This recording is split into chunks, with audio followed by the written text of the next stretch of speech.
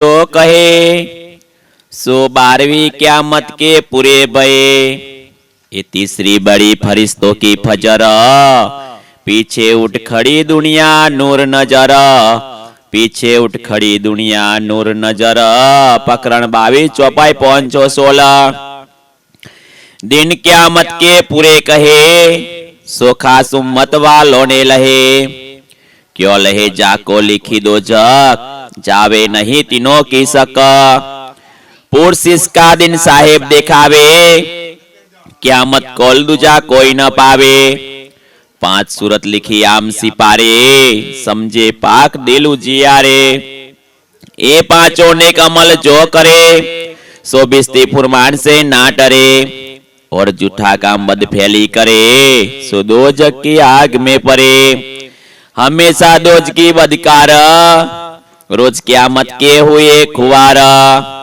ये दिन किने न किया मुकरर, ताए पहचानो जिनदाई खबर।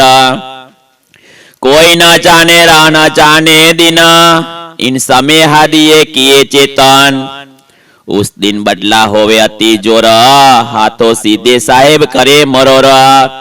तीत पहुंच के सुध दई तुम्हें किना, बुजर की दई तईना। निहायत रोज की कोई न पावे, पातशाह पुरसिस का दिखावे। किनको नफा न देवे कोई, तब कोई न किसी के दाखिल होवे। कुवत 3 समय कहुए जाए, तो कोई नफा किसी को न सके पहुंचाए। हुकाम हादी का साहेब फुरमान, करे सिफायत खुदा मोमिनो पहचान। मोमिन यकीनदारों को चाहे, हुक्मे भी उन्हीं को मिलावे। जब जाहिर हुआ रोजा और हज, तब काजिए खोल्या मुसाफ मगज। ये बात साहिबे 17 साल सो कही, गर इमाम बिलंदी छत्ता को दई, गर इमाम बिलंदी छत्ता को दई। प्रकरण 23 चौपाई 525। 9वीं आगे अरफा ईद कही, ले 10वीं आगू सब लीला भई। मजले सब 11वीं के मध्य, सो कहे कुरान विवेक कई विद। ये 11वीं बड़ो विस्तार, प्रगटे बिलंद सब सिरदार। सब न्यामते सिफते दई सितार, उतरी आया ते जो उस्तवार। छिपाता बुजरक बखत, जाहिर हुआ रोज देखाई क़यामत। 11वीं सुख ले चले सिरदार, पीछे 12वीं में जले बदकार। जीन पायरा रोज क़यामत, सो उठे फजर के नूर वक़्त। फजर पीछे जब उग्या दिन, तब तो तोबा तोबा हुई तन तना। तब तो दरवाजा मुंद के गया, पीछे तो नफा काहू को न भया। सब जले जल्या जाजिला, जाए उठाया सराफिल। एक सूरे उड़ाई के दिए, दूसरे 13वीं में कायम किए। यो क़यामत हुई जाहिर दिन, श्री मोहम्मद करी उम्मत रोशन, श्री मोहम्मद करी उम्मत रोशन। एक सूरे उड़ाई के दिए, दूसरे 13वीं में कायम किए। यो क़यामत हुई जाहिर दिन, श्री मोहम्मद करी उम्मत रोशन, श्री मोहम्मद करी उम्मत रोशन। प्रकरण 24 चौपाई 531। श्री क़यामतनामा ग्रंथ संपूर्ण, कुल प्रकरण 519 चौपाई 1758। सितारतम सागर संपूर्ण। प्राणों के आधार आत्म संबंधित प्यारे सुंदर साथ जी, આપણે બધા અહીં આગળ આયા છીએ, એમને બધાને વિદિત તો છે, એટલે આપણે બધા જાણીએ છીએ કે આપણે કયા પ્રસંગની અંદર આપણે આયા છીએ। કે દિલીપભાઈના ઘરે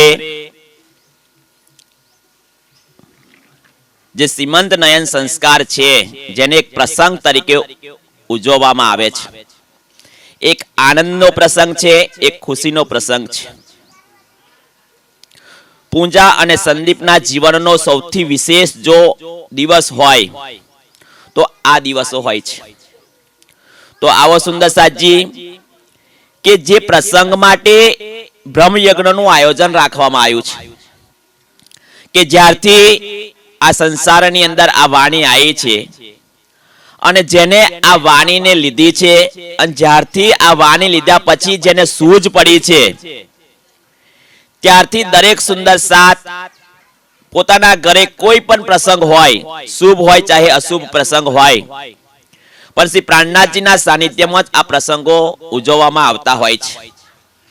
આજે બ્રહ્મ યજ્ઞની સમાપ્તિ પૂજનમાં એક સીમંત નયન સંસ્કાર ને આપણે ઉજવવાના છીએ.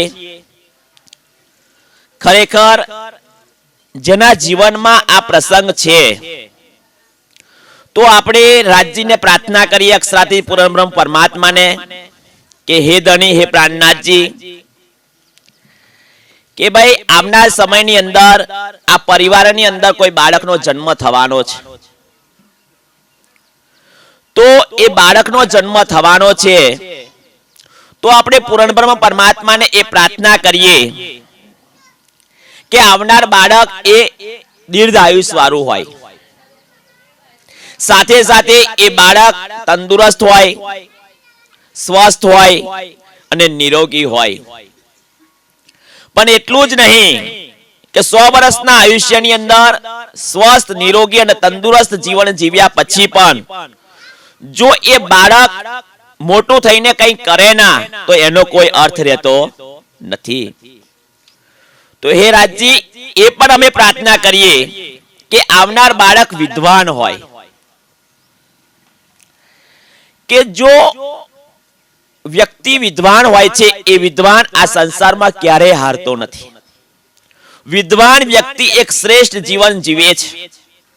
વિદ્વાન વ્યક્તિ એ પોતાના માતા પિતાનું નામ રોશન કરે છે, સાથે સાથે ગામનું પણ નામ રોશન કરે છે. આ તો વિદ્વાનની વાત થઈ. પણ જો જેની પાસે તારતમ વાણી હોય તો આ સંસારમાં કોઈની તાકાત છે ખરી કે એની સામે કોઈ જીતી શકે?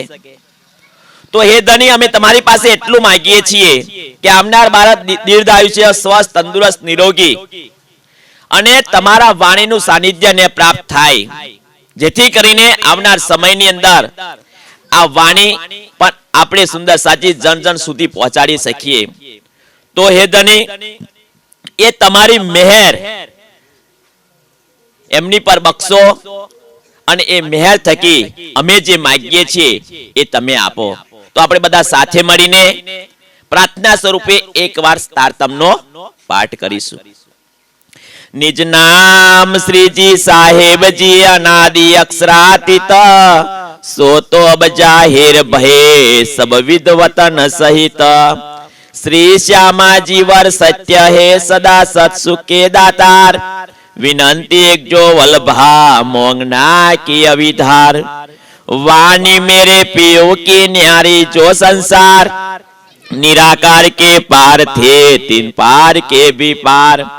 अंगूठ कंठा उपजी मेरे करना ये विचार, ये सतवानी मत के ले जो इनको सार. इन सार में कई सत्सुख सो में निर्णय करो निर्धार. ये सुखदेव ब्रह्म सृष्टि को तो में अंगना नार. जब ये सुख अंग में आवी तब छूटी जाए विकार. આવ્યો આનંદ અખંડ ઘર કો શ્રી અક્ષરાતીત વરથાર. આવ્યો આનંદ અખંડ ઘર કો શ્રી અક્ષરાતીત વરથાર. શ્રી રાસ ગ્રંથ પારમ શ્રી શ્રી ગ્રંથ રાસ ગીતા અંજિલ વાણી પુરાણી પ્રબોધપુરી હબસા મધ્ય ઉતરીસો શરૂ हुई ચાલ મોજલ નું પ્રકરણ. હવે પહેલા મોજલ ની કહો વાત, તેતા દુઃખ રૂપી દિન રાત. દાવા નલ ભલે કઈ વાત, તેની કેટલી કહો વિખ્યાત. વિશ્વને લાગી જાને વ્રાધમય અગિન બળે અઘાત. તેતા પીડે દુષ્ટને સાધ, નહીં અધકીનની સમાદ. કૃપા કરો છો મજતની, શિખામણ દો છો અતિ ગણી. અનિસલો છો અમારી સાર, તો મોજલ ઉતરશું પાર. એ માયા છે અતિ બળવંતી, ઉપની છે મૂળ ધની તકી. મુનિજન ને મનાવ્યા હાર, શ્રી બ્રહ્માદિક નવ લહે પાર. સુખ સંકાદિક ને નવ ટળી, લક્ષ્મી નારાયણ ને ફરી વળી. વિષ્ણુ વૈકુંઠ લીધા માહે, સાગર શિખર ના મૂક્યા ક્યો હે. એ ઉપર હવે સો કહો બીજા નામ તે કેના લેવો. એને વચને સરવાળો થયો, બ્રહ્માંડ નો ધન સર્વે આવ્યો. તત્વ સૌને જીતી લીધા, 14 લોક પોતાના કીધા. વળી લીધો તત્વ મોજ થકી, ઉપન્યા સૌ કોઈ સાખી. કહે ઇન્દ્રાવતી વલ્ભાએ, માયા છે અતિ છલ. હવે જુદ માડ્યું છે અમસુ, એનું કયું ના જાય બલ.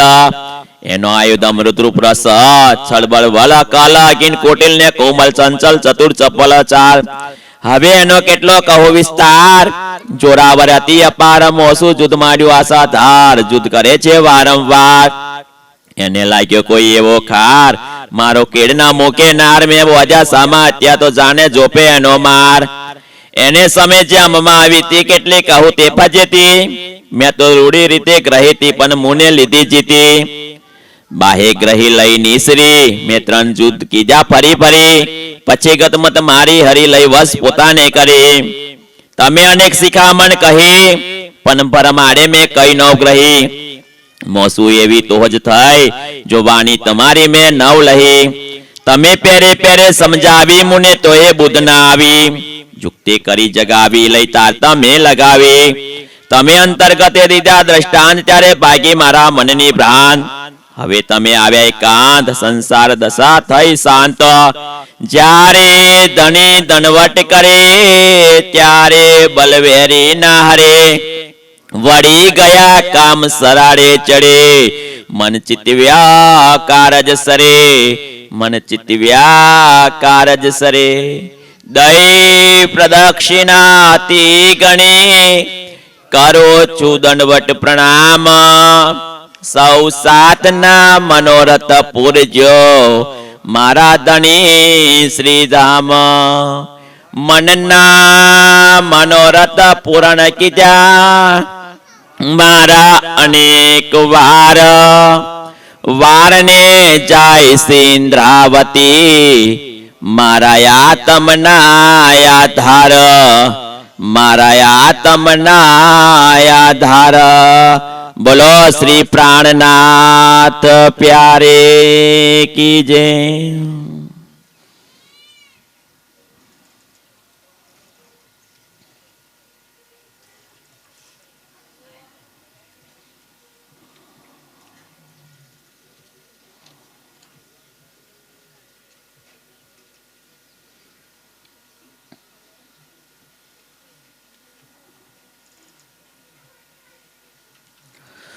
સુંદર સાજી ફલશ્રુતિની ચોપાઈ છે બ્રહ્મયજ્ઞમાં. કિરંતન પ્રકરણ છે 126 કિરાના પુરાણા કિરંતન. અને પ્રકરણનું નામ પહેલી ચોપાઈ એ છે કે તમે જોજો રે મારા સાત સંઘાતી. આ વિશ્વ તણી જે વાત હાર કટાર ચાલે કેળા કેડી. બેડી ભવસાગરનો ઘાટ. તો આ પ્રકરણની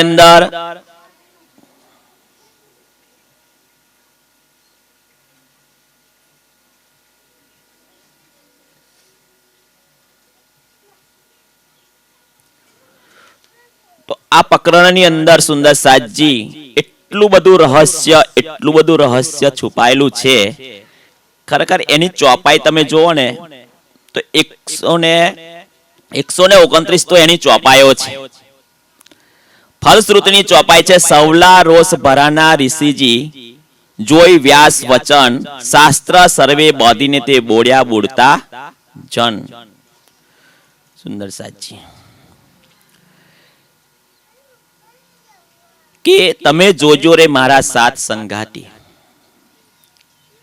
આપણને સૌને ઉદ્દેશીને શ્રી પ્રાણનાથજીની વાણી કહે છે કે તમે જોજો રે મારા સાત સંઘાતી. કે હે મારી પરમધામની આત્માઓ, તમે જે સંસારમાં ગયા છો એ સંસારના રીત રિવાજોને તમે જોજો. જેને માનવતન મળ્યું છે એ માનવતન તરીકે પોતે જે ભક્તિ કરે છે એ ભક્તિ કરવાની રીત પણ એમની જોજો. સમાજમાં જે વ્યવહાર છે એ વ્યવહારો પણ તમે જોજો. દરેક વસ્તુ આગળ બતાવવામાં આવી છે. દરેક પ્રસંગો એ લોકો ઉજવવાના છે એ પ્રસંગોને પણ તમે જોજો. પણ ચીટી હાર ઊંટ કટાર શાસ્ત્રોની અંદર જે વસ્તુ બતાવવામાં આવી છે એ શાસ્ત્રોને વાતને અલગ કરીને આજે દુનિયા એક ચાલે ચાલી રહી છે અને એને કહ્યું છે કે ચીટી હાર ઊંટ કટાર. આજના પ્રસંગની જો વાત કરીએ તો આજના પ્રસંગમાં શું છે કે ભાઈ સીમંત નયન સંસ્કાર. આ સીમંત નયન સંસ્કાર એ 16 સંસ્કાર મેનો એક સંસ્કાર છે કે માણસનો જન્મ થાય એટલે એના જીવનમાં આ સંસ્કાર થવો જોઈએ. સંસ્કારનો અર્થ થાય છે ગુણોનું સિંચન. ગુણોનું સિંચન સંસ્કાર શા માટે કરીએ છીએ? 16 સંસ્કાર કરવા પાછળનું પણ એક રાજ છે કે જ્યારે જીવ જન્મે છે એનું બીજ રોપાય છે ત્યારથી માંડીને એવો મૃત્યુ પામે ત્યાં સુધીના સંસ્કારો એટલા માટે કરવામાં આવે છે કે એ જીવ એ વ્યક્તિ શ્રેષ્ઠ જીવન પોતે જીવી જાણે એટલા માટે એના સંસ્કારોનું સિંચન કરીએ છીએ આપણે. અને એટલા માટે આ પ્રસંગો ઉજવાતા હોય છે. પણ આજે તમે કોઈને પૂછવામાં આવે કે ભાઈ આ સંસ્કારો શા માટે કરવામાં આવે છે, આ પ્રસંગો કેમ ઉજવવામાં આવે છે, પણ જ્યારે પૂછવામાં આવે ત્યારે દુનિયા મૌન છે. પણ બાપ દાદાઓ કરતા આયા છે અને અમે કરીએ છીએ ચીટી હાર ઊંટ કટાર. આજે તમે YouTube ની અંદર જોજો કે સીમંત નયન સંસ્કાર પાછળ, ગર્ભધારણ સંસ્કાર પાછળ મોટા મોટા સેમિનારો થાય છે એની માહિતી માટે, એની જાણકારી માટે, એ જ્ઞાન મેળવવા માટે. અને એમાં ફી ભરીને એ નોલેજ પ્રાપ્ત કરવામાં આવે છે. કેમ કે હવે એ લોકો એવું ઈચ્છે છે કે આવનાર સમયની અંદર જે બાળક મારા પરિવારની અંદર આવવાનું છે એ બાળક કેવું હોવું જોઈએ? શ્રેષ્ઠ હોવું જોઈએ. અને દરેક માતા પિતા માટે આ એક ઉદ્દેશ હોવો જોઈએ. પહેલાના સમયમાં આપણા વખતે આ સંસ્કાર એટલો બધો એનથી ઉજવવામાં નતો. આપણે તો વાણી મળી છે એટલા માટે આ જ્ઞાન આપીએ છીએ. બાકી આજે પણ સુંદર સાજી કોઈ આવના માટે કોઈ વિશેષ મહત્વ આપવામાં આવતું નથી. પણ સૌથી હું તો એટલું જ માનું કે ભાઈ સૌથી વિશેષ આ સંસ્કાર છે. સીમંત નો અર્થ શું થાય? સીમંત નો અર્થ થાય માથાના વાળ ઓરવવા. કે જેના જીવનમાં આ પ્રસંગ છે, કોઈ એની સહેલી હોય એને માથામાં તેલ નાખે, એને ખંજવાડે અને એક સરસ મજાની વેની ગૂંઠે માથું ઓળાવે. આ એની પાછળનું આ બધું જ્ઞાન હોય છે. પણ આ સંસ્કારોનું સિંચન શું છે કે માતા પિતાની અંદર અને સ્ત્રી માટે એના જીવનમાં એ સ્ત્રી 70 વર્ષ જીવે, 80 વર્ષ જીવે કે 100 વર્ષ જીવે, પણ એના જીવનમાં જો ખુશીનો દિવસ હોય ને સૌથી વધારે તો એનું લગ્ન થાય એ નહીં. પણ જ્યારે એ માતૃત્વ ધારણ કરે છે ને, એ માતૃત્વ ધારણ કરે એ દિવસ એના માટે એક ખુશીનો દિવસ હોય છે, એક આનંદનો દિવસ હોય છે. એના બાકીના દિવસો એના માટે આટલો આનંદ, આટલી ખુશી ક્યારેય ના આપી શકે એક સ્ત્રી માટે. એટલા આ સંસ્કારનું મહત્વ છે. પણ આનું જ્ઞાન આપણને નથી હોતું હોવાને કારણે આપણને તો મળ્યું છે સુંદર સાજી વિચારો, આપણને તો આ તારતમ વાણી મળી છે આપણી નિસ્બત હોવાને કારણે. તો મારું કહેવા પાછળનું પ્રસંગ છે તો હું એટલું જ કહું કે શું આપણા ઘરે જે બાળક જન્મવાનું છે એ બાળક મહારાજા છત્રસાલ ના જન્મે? આપણે ઘેર જે બાળક જન્મવાનું છે શું એ શિવાજી ના જન્મે? મહારાણા પ્રતાપ ના જન્મે? દયાનંદ સરસ્વતી ના જન્મે? સ્વામી વિવેકાનંદ આપણા ઘરે ના જન્મે? શું ગાંધીજી આપણા ઘરે ના જન્મે? જેને આ સંસારમાં મહાન વ્યક્તિત્વ થઈ ગયા છે, જે મહાન વ્યક્તિત્વ થઈ ગયા છે ને એ મહાન વ્યક્તિત્વ પાછળ એની માતાનો હાથ છે. શિવાજી પાછળ જીજાબાઈનો હાથ છે, ગાંધીજી પાછળ એમની માતાનો હાથ છે, મહારાણા પ્રતાપ, મહારાજા છત્રસાલ તો સુંદર સાજી આપણા સુંદર સાથ છે. એમના માતા પિતાના સંસ્કારો તમે વિચારો, એ સારંધાએ કેટલા એમાં સિંચન કર્યું છે. ત્યારે છત્રસાલ બન્યા છે. તો શું આપણા ઘરે જે બાળક જન્મવાનું છે એ શ્રેષ્ઠ ના બને? બને, પણ એના માટે સૌથી પહેલી જવાબદારી એ માતા પિતાની હોય છે. ત્યાર પછી એ પરિવારની હોય છે, ત્યાર પછી એ સમાજની હોય છે. કેમ ના બને બાળક મહાન? કેમ વિદ્વાન ના બને? કેમ શક્તિશાળી ના બને? શું એ બાળકનો જન્મ થાય એ પહેલા એને જ્ઞાન આપી શકાય? તો આપી શકાય. આપણે આ બધી વાતો કરી ચૂક્યા છીએ કે અભિમન્યુ માતાના ગર્ભની અંદર 6 કોઠોનું યુદ્ધ શીખેલો. તો એવો જ્યારે જન્મ પછી તો એવો ગયો નથી. તો વિચારો કે આપણા પરિવારની અંદર આપણા ઘરે કોઈ બાળક જન્મવાનો છે, તો શું એ પહેલા એ જ્ઞાન ના પ્રાપ્ત કરી લે? કરી લે સુંદર સાજી. તો કરી લે એટલા માટે આપણે એ જ્ઞાનની વાત છોડ, આપણે સુરવીર નથી બનાવો, પણ વાણીનું તો જ્ઞાતા બને કે ના બને? વિદ્વાન બને કે ના બને? તો જેના જીવનમાં આ પ્રસંગ છે, પૂંજાના જીવનમાં છે, સંદીપના જીવનમાં આ પ્રસંગ છે, તો દરરોજ આ વાણીનું અધ્યયન ના કરી શકાય? સુંદર સાજી, આજે એક સુંદર સાતને જાગૃત કરવા માટે આપણે શિબિર લગાવવી પડે. અને શિબિર લગાવ્યા પછી 3 દિવસની શિબિર, 5 દિવસની શિબિર લગાવ્યા પછી પણ કોઈ સુંદર સાત આપણી સાથે જોડાય ના જોડાય એ તો કોઈ નક્કી નહીં. પણ આપણા પરિવારની અંદર જે બાળક આવવાનું છે એ સુંદર સાથ જો આપણે બનાવવો હોય ને, તો એ પરિવારે સાવચેત રહેવું પડે, એલર્ટ રહેવું પડે કે મારે ઘેર જે બાળકનો જન્મ થવાનો છે એને આ વાણીનું મારે જ્ઞાન આપવું છે. તો જ્યારથી ગર્ભ ધારણ કર્યો છે ને ત્યારથી આ વાણીનું અધ્યયન કરે. અને જો એ સુંદર સાથ આ વિદ્વાન ના બને તો હું તમારો ગુલામ થઈ જાઉં. એ રાજ્યની વાણી કે છે સુંદર સાજી. તો આપણે બધા સુંદર સાથ, સુંદર જેના જીવનમાં પ્રસંગ છે એના માટે થોડું છે આ જ્ઞાન, એના માટે તો છે જ. પણ અહીં બધા બેઠા છે બહેનો તો ખાસ.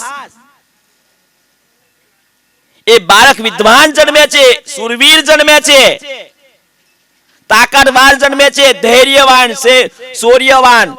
સુંદર સાજી. પણ એ આપણામાં હોય છે. કહ્યું ને, કુવામાં હોય તો અવાડામાં આવે. જો સંસ્કાર એ માતા પિતામાં હોય, એ સંસ્કાર જો પરિવારમાં હોય, અવશ્ય એ બાળક સંસ્કારિત જન્મે છે. એટલા માટે કહ્યું છે સંસ્કાર એટલે ગુણોનું સિંચન. એને વિશેષ ગુણોનું સિંચન આપવામાં જે જ્ઞાન છે એ જ્ઞાન એને નિહિત કરવાનું છે. એ સમયે સુંદર સાજી એવું કહેવાય છે કે બાળક 5 વર્ષનું થાય ને, એને જન્મ્યા પછી, ગર્ભ ધારણ કર્યા પછી, જન્મ્યા પછી 5 વર્ષનું થાય, 90% સંસ્કારોનું સિંચન જ્ઞાન એના માતા પિતા પાસે એવો શીખી લે છે. પછી આપણે નથી કહેતા કે પાકે ગળે કોઠા ના ચડે. સુંદર સાજી કે કુમળો છોડ હોય તો જેવો વાળવો હોય એવો વળે છે, આપણે બધા જ જાણીએ છીએ. પણ એ છોડ થયા પહેલા પણ સુંદર સાજી જેવું બીજ હોય એવો પણ છોડનો વિકાસ થાય છે. બીજ પર આધાર રાખે છે. એ બીજ તૈયાર કરવાની કોણ તૈયાર કરે છે? એ માતા પિતા પર ડિપેન્ડ કરે છે.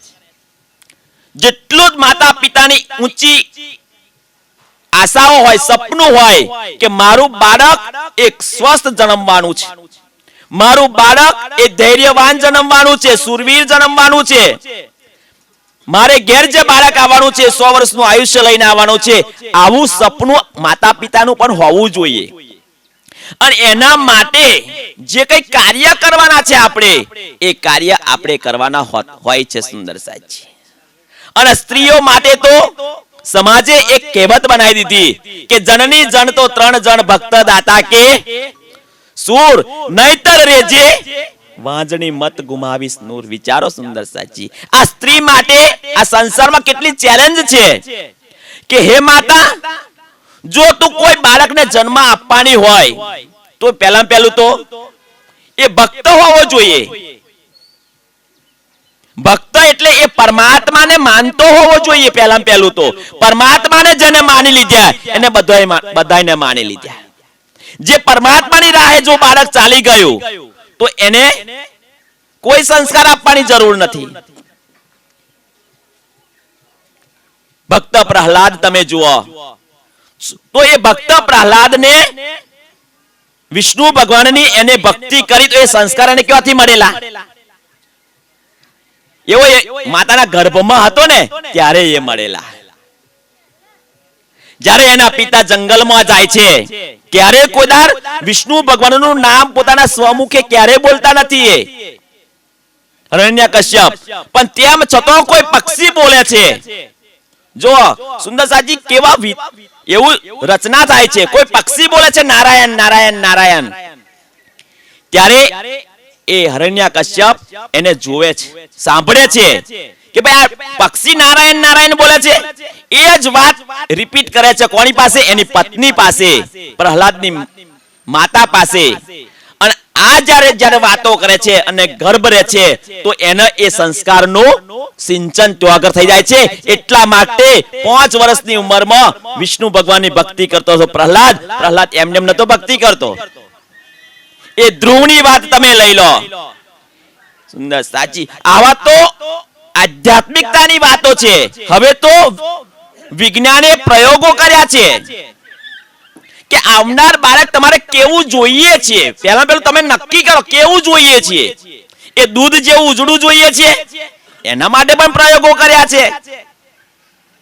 સુંદર દેખાવડું આકર્ષક જોઈએ છે એના માટે. અને જેને આ પ્રયોગો કર્યા પ્રયોગના ભાગરૂપે એને રિઝલ્ટ મળ્યું છે.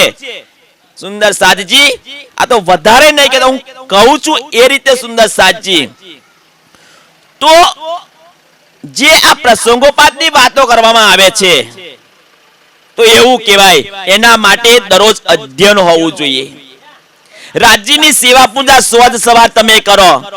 આ સમયમાં તો તમારે કોઈ કામ જ કરવાની જરૂર નથી.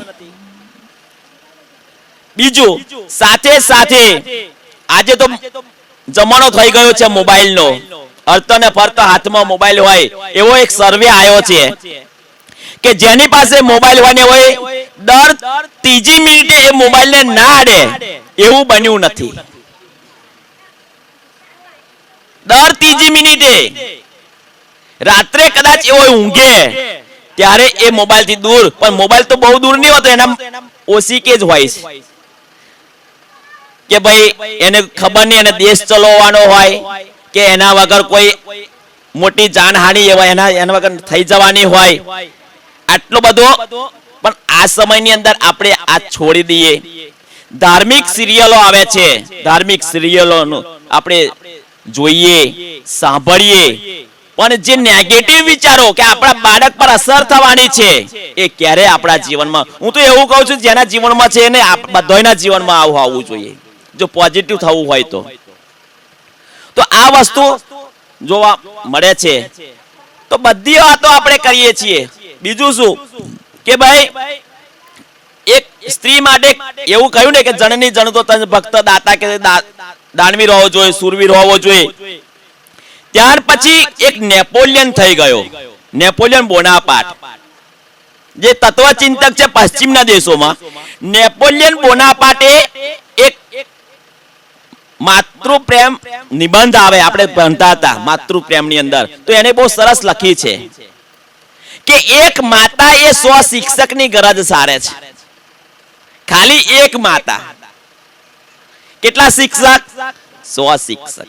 100 શિક્ષકો ભેગા થઈને જે સંસ્કાર જે શિક્ષણ ના આપે ને એટલું શિક્ષણ એ માતા આપે છે. પણ કઈ માતા આપે? કઈ માતા આપે? જે માતા શિક્ષિત હોય, જે જાગૃત હોય. શિક્ષિત ની વાત છોડો, તો જાગૃત તો હોવી જોઈએ ને.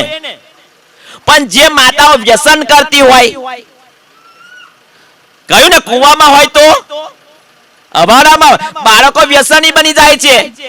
બાળકો કહેલું માનતા નથી. એ ડિપેન્ડ માતા પિતા પર કરે છે. સુંદર સાચી. તો આવો સુંદર સાચી આ સમયની અંદર હું તો પૂજાને આમ કહું કે ભાઈ આ સમયે આપણો જે ખોરાક છે એ ખોરાક પણ કેવો હોવો જોઈએ? સાત્વિક હોવો જોઈએ. સુંદર સાતનું ઘર છે વધારે ના કહી શકાય, એ તો બધું ખબર જ હોય. સવારમાં સેવા પૂજા, રાજ્યની સોજ સવાર સેવા પૂજા, રાજ્યનો વાણીનું અધ્યયન હોવું જોઈએ, બરાબર. વ્યસન તો ના જ હોય. સુંદર સાતના ઘરમાં વ્યસન ક્યાંથી હોય? પણ કદાચ હોય તો વ્યસનો પણ દૂર રહેવું જોઈએ. સાત્વિક ખોરાકની અંદર એવું હોય છે કે અતિશય ખાતું, અતિશય તીખું, અતિશય એ નહીં લેવાનું. પણ જે આપણે ઋષિ મુનિઓએ જે ખોરાક કર્યો છે, નક્કી કર્યો છે, અને આ સમયે તો દૂધ છે, ભાત છે, એવો ખોરાકની વધારે વિજ્ઞાન પણ કહે છે અને આપણા ઋષિ મુનિઓ પણ કહેતા હોય છે. એટલા માટે વધારે નહીં કહેતો, જે કહ્યું છે. પણ આ બધું મેં કહ્યું એ બાળકની અંદર સંસ્કારનું સિંચન ક્યારે થશે? કે મેં જે કહ્યું છે એ તમે અમલ કરો તો. જો અમલ ના થાય તો એનો કોઈ અર્થ રહેતો નથી. તો ચોપાઈ હતી કે સવલા રોષ ભરાના ઋષિજી જોઈ વ્યાસ વચન, શાસ્ત્ર સર્વે બોધીને તે બોડ્યા બોડતા જન. વ્યાસજીએ 18 પુરાણોની રચના કરી. 18 પુરાણોની રચના કર્યા પછી તેઓ ગયા નારદજી સાથે તે અને જોયું તો શું કહ્યું કે ભાઈ 18 પુરાણોની રચના કરીને તો આ જે માનવ સમાજ છે એનું તે શું કરી દીધું? સત્યાનાશ વાળી દીધું. કારણ કે એની અંદર 18 પુરાણોની અંદર એકબીજાની નિંદા કરવામાં આવી છે. શિવ પુરાણની અંદર શિવના ગુણો ગાવામાં આવ્યા છે, વિષ્ણુ પુરાણની અંદર વિષ્ણુના ગુણો ગાવામાં આવ્યા છે, ભાગવતની અંદર દેવીઓના ગુણો ગાવામાં આવ્યા છે. દેવી ભાગવત વાળા દેવીઓને મોટો બનાવે છે, શિવ વાળા શિવને, બ્રહ્માજી વાળા બ્રહ્માને બનાવે છે. અને એની અંદર કર્મકાંડ હતા, એ કર્મકાંડને થોપી દીધા. એટલે આગળ કહ્યું કે ચીટી હાર ઊંટ કટાર, પહેલેથી ચાલતું આવ્યું ને આજે ચાલી રહ્યું છે એ પ્રમાણે. તો કે હવે શું થાય? ત્યારે કહ્યું કે ભાઈ હવે તું એક ભાગવતની રચના કર. અને ભાગવતની રચના કરી. ભાગવતની રચનાની અંદર જે ઋષિ મુનિઓ થઈ ગયા અને જે રાજાઓ થઈ ગયા, એ રાજાઓનું ચારિત્ર્યનું વર્ણન કરવામાં આવ્યું છે. એમાંથી પ્રેરણા મળે કે ભાઈ આપણે શ્રેષ્ઠ જીવન જીવવું છે, તો શ્રેષ્ઠ જીવન જીવવા માટે ભાઈ આ રાજા આવું જીવેલા, તો શું મારે એ રીતે જીવી શકાય? અને વધારે એમાં શું કર્યું કે એમાં વ્રજ અને રાસ, જે પહેલો ને બીજો ફેરો જે આપણો થયો, એમાં સુખદેવજીએ, એમાં સુંદર સાજી શું કર્યું છે? એમાં વ્રજ અને રાસનું થોડીક ઝલક આપવામાં આવી છે. કેમ કે ભાગવતની અંદર સ્પષ્ટ કરી દેવામાં આવ્યું. અને એમાં કહ્યું કે બડી મત, એટલે ભાગવતને બડી મત શ્રી કૃષ્ણ એટલા માટે કહેવામાં આવે છે સુંદર સાજી કે ભાગવતને શ્રેષ્ઠ કહ્યું છે બધાય પુરાણો કરતા. તો એ કહે છે સવલા રોષ ભરાના ઋષિ જોઈ વ્યાસ વચન, શાસ્ત્ર સર્વે બાંધીને તે બોધ્યા બોલતા જન. સુંદર સાધજી કે જ્યારથી આ વાણી આવી છે ત્યારથી આપણને તો ખબર પડી છે. પણ આજે મામતીની વાણી શું કહે છે કે દેખ દેખ આવત મોહે હાસા. દુનિયા જે ચાલી રહી છે, આજે મને હાસી આવે છે. કેમ કે દુનિયા એક એવો માર્ગ પકડ્યો છે, એવો માર્ગ પકડ્યો છે કે બોડ્યા બોડતા જન. સુંદર સાધીજી તમે જુઓ કે એમને ખબર નથી કે માનવ તન શા માટે મળ્યું છે. હું કોની ભક્તિ કરું તો કોના શરણમાં જાઉં, અને જેના શરણના, જેના ધામમાં જ્યાં પછી એ ધામ ક્યાં સુધી અખંડ છે એની પણ ખબર હોતી નથી. તો સુંદર સાજી સમય મળે તો આ પ્રકરણ પણ બહુ સરસ છે. પ્રવાહીઓ માટે બહુ ખાસ પ્રકરણ છે કે ભાઈ ભક્તિ કરવી છે કઈ રીતે કરવી છે, કોની કરવી છે, સ્વર્ગમાં જવા માટે શું કરવાનું, વૈકુંઠમાં જવા માટે શું કરવાનું.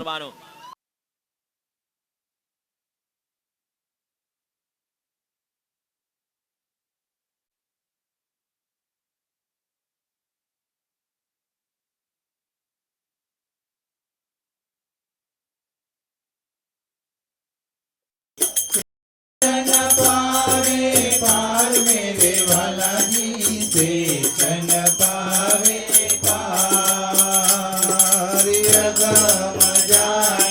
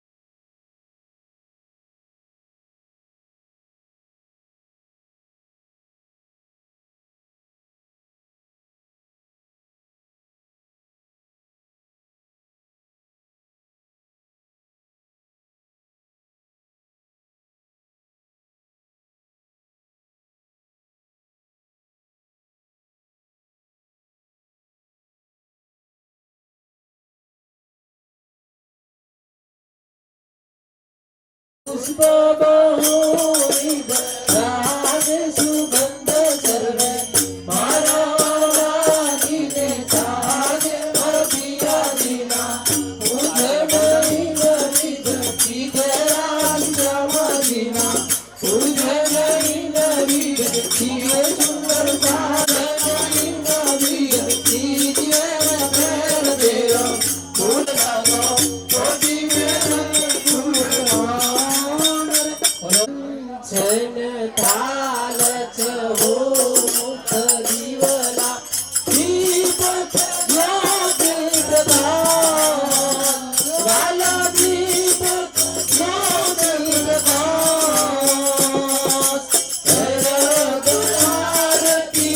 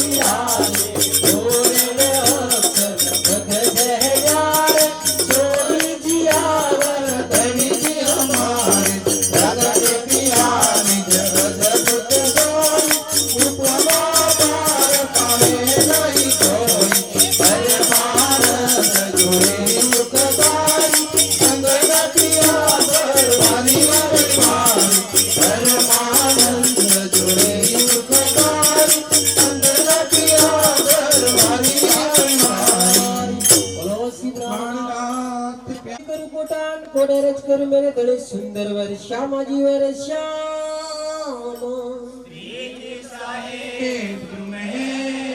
स्वरूप सुंदर सनुकुल सकमरु देखने ना खोलूर जमाल फेर फेर महबूब जिया धीर दे किया किन तेरा कॉल पे हाल समाजरंग जुग सुचारो हार मर कर जलकार जगमगे बाग ज्योति जगे जाओ मीठे मुखने न पर जाम बलिहारी आनंद हंसत मुखरवट नासिका तिलक मिलवट बाए केसो श्रवण मुखन मुख मिटी रसना देख दर्शन आवे जो सावे सो आहे तुरी बाजू बंद सो भूमक पहुंची गड़ गणेश कमल की मुंदरी नख का नूर चिर चले आसमान में झोंक चलवन करे सबंगुरी श्री पटके करियो काश में चरण बुखन जामे जार जाय कहे श्री महामती मोबिर दिल को माँ सुख चर्च के माय रास्या माजी खेचे मूल मिलावा के माय श्री श्यामा जी को सर्वतन श्री देवचंद्र जी नाम मैं बंदे गुण भरे हो या गुण भरे हो निदान अरस दिल को सजदा करूँ वाहे तत्को प्रणाम समस्त सुंदर साची कहो करु दंडवत प्रणाम करु दंडवत प्रणाम आनंद मंगल श्री धाम गणे झुकी जय श्री बायजुरा झुकी जय श्री महाराजा शहर भाई के महल पधारो शरण पधारो हरि मारवाला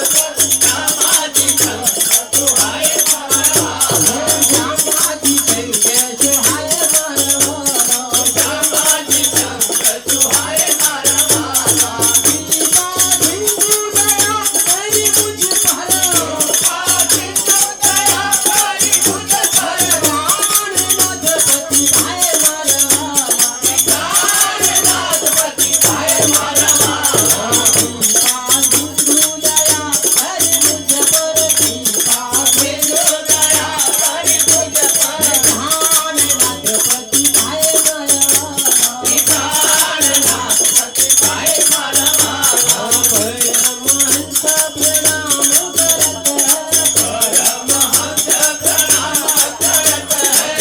સાધકો થી શરણમાય મારા વાલા